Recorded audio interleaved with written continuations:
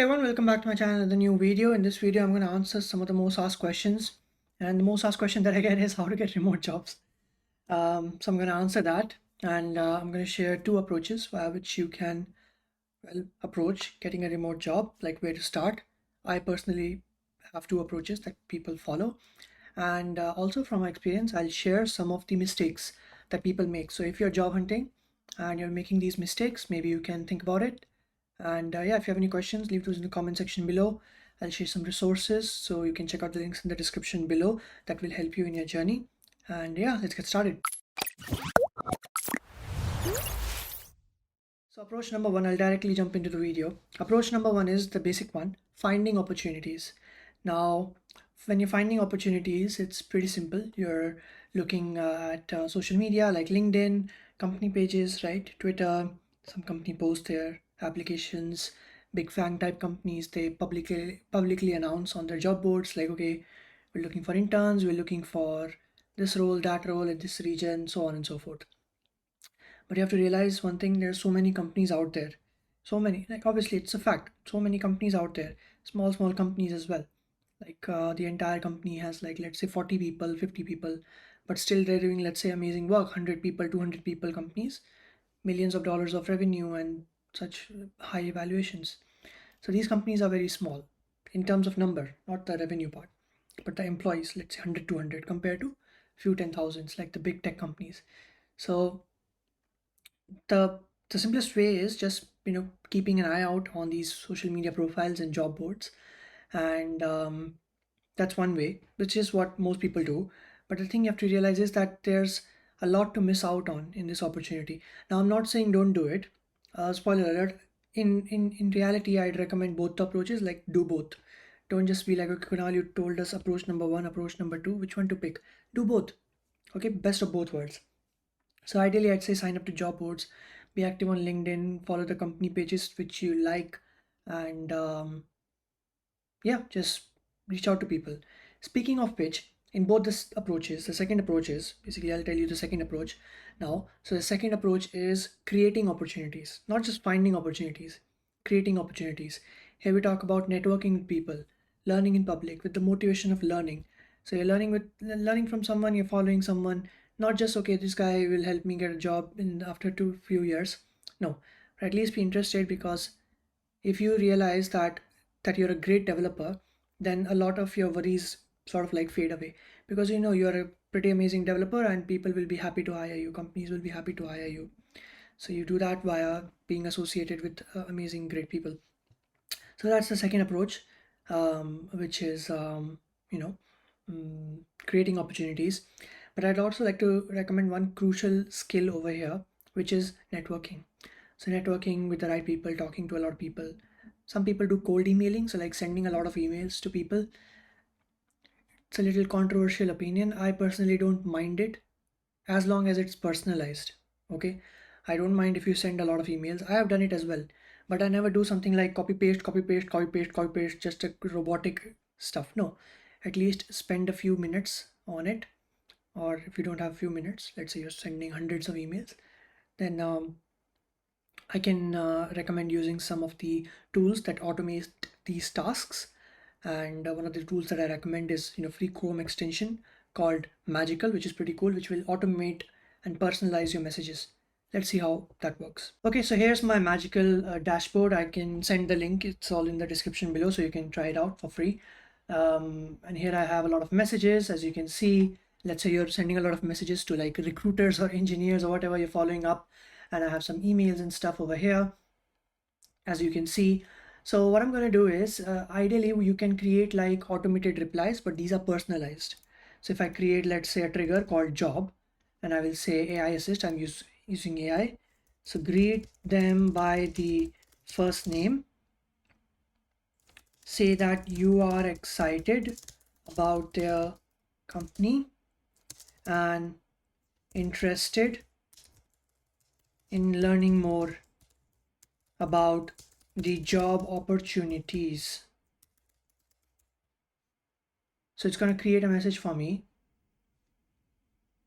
So it says Magical is writing. There you go. I'm going to save it. I can edit it.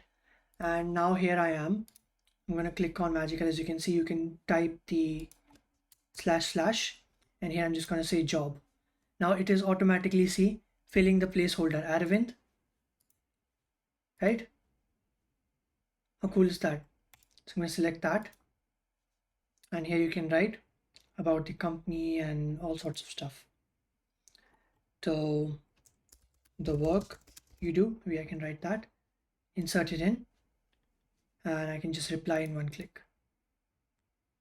Very nice, very cool. Similarly, he's asking if I'm coming to SurrealDB. Shout out to them. So if you're in London, highly recommend checking it out, the event. So yeah, you can have your own like customized reply to it as well, and it will generate a response for you. Yes, I will be at the event. Magical is writing.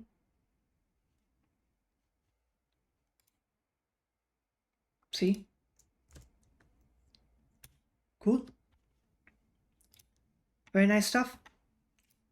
So yeah, you can also use it with your email. So if I talk about, let's say I'm talking to Pradyumna, and can just reply. Magical is writing. It's gonna go through it about the agenda and everything. Like, as you can see, what Magical did was it went through what we have already spoken about, and it created a genuine response from that. In no way it looks automated. Pradyumna, if you're watching this, don't worry. um, See, thank you for sharing the agenda. I understand the topics we will cover. So it's also not just putting random stuff out there. It looks very personalized. So in your job hunt, I highly recommend you to use this. Okay, so hopefully that will help you. There's no shortcut in terms of finding remote jobs. I'd say keep looking, so keep finding opportunities, but keep creating opportunities as well. That's going to help you quite a lot. And always be clear in your mind that if you're a great developer, you will not have a problem finding a role in most cases, because companies want great people. And there's plenty of stuff you can do. If you're not getting a job, you can do freelancing, all sorts of things. But yeah, what I want to highlight in this video although is mistakes to avoid. I believe one more thing I want to mention about creating opportunities is open source. So contribute to open source, it will open tons of opportunities for you to find remote jobs and also learning in public. But mistakes to avoid. Mistake number one is lack of clarity, which is you don't know what you want to do. That is okay. I don't think that's a bad thing, but not working on it is a bad thing. So I'd say explore various fields and then you will know what you like. Second mistake that I see people make is, sorry, I'm just going to ramble now for a while. Second mistake that I see people make is not customizing their resume. When I was applying to internships and stuff, I had my resumes customized. So I talk about PyShape learning, know everything about something, something about everything. I love machine learning and web dev and DevOps. So I had three types of resumes. If I was applying for a web dev role, I'll submit my web dev resume, so on and so forth. Right. Third mistake I see people make is they ignore their online presence. And when I talk about learning in public, building your personal brand and stuff like that, most people mistake it with being an influencer and like having lots of followers and stuff. No, completely you're getting the point wrong. So I don't mean that. Then Kunal, what do you mean? I mean building credibility. That's the only thing I mean. Building credibility. So no influencer level, no high number of followers, just credibility. Because if you reach out to someone on LinkedIn, the first thing they will do is check your LinkedIn profile. If you reach out to someone on Twitter, they will check your Twitter profile. So just list your accomplishments, learn in public. People should look at your profile and know like, okay, this person is active in this area of domain, has done some nice work. So I'm interested, right? Okay. Fourth mistake that I see people make is they don't follow instructions. People do this a lot, and it's a really big red flag in the applicants not following instructions. If there are instructions mentioned on the job portal, if there are instructions mentioned on the job site or in the email, or when you're having someone conversation with someone and you ignore the instructions, it's a very big red flag. So if they want resume in a specific format, you have not given it.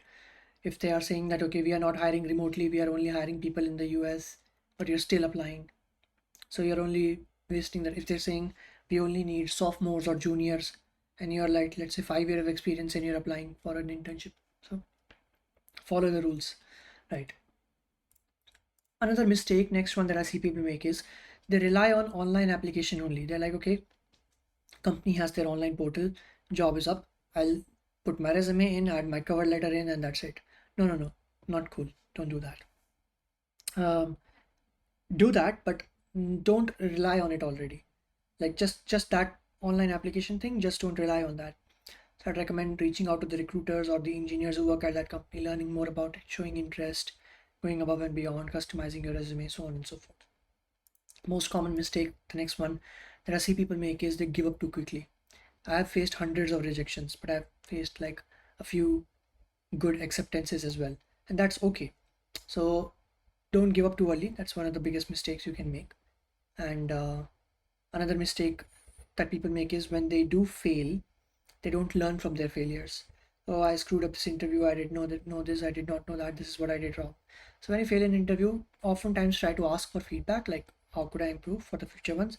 Most of the time, companies will do it. Sometimes they won't. Maybe they have like some limitations. But always you should ask yourself and do your own retrospective. Speaking of which, poor interview preparation, that's another mistake that people make. They overestimate themselves. They don't prepare for interviews nicely. So yeah, don't do poor interview preparation, right? So one more that mistake that applicants make is they ignore the red flags in the companies. If a company is saying we will ask you to work weekends, oh, it's a big red flag. No, don't apply. So ignore red flags. And lastly, one of the most common ones that I've kept for the last that people face, the mistakes that they make is being impatient. They're like, oh, I just applied today. They have not reached out to me in 2 days. No, it's fine. Give it time. If it's been a few weeks, then you can follow up and stuff. If you're being ghosted, that's okay. People get ghosted by recruiters a lot. Don't worry about it. I'd recommend. And yeah, hopefully those tips will help you. And check out the links in the description below. I use Magical. It's pretty cool. So I wanted to share this tool with you and how you can use it to your networking and your finding your remote jobs and all sorts of things. And you can sign up using the link in the description below. Any questions you have, let me know in the comment section below. Happy to answer. Any video you want me to create on a specific topic, let me know in the comment section below. I'm happy to answer. And I'll see you in the next one. You can also write a thread on this topic, what you learned in this video, on Twitter, and tag me. I'm happy to read what you learned, learning in public, right? And I'm also interested in hearing your thoughts around the mistakes that I may have missed out, or any tips you may have. So in that Twitter thread, you can also write that, or a post or a blog, for example. By the way, we do like monthly blogging challenges, so check out the links in the description below. But yeah, thanks a lot for watching. I'll see you in the next one. Have a great day.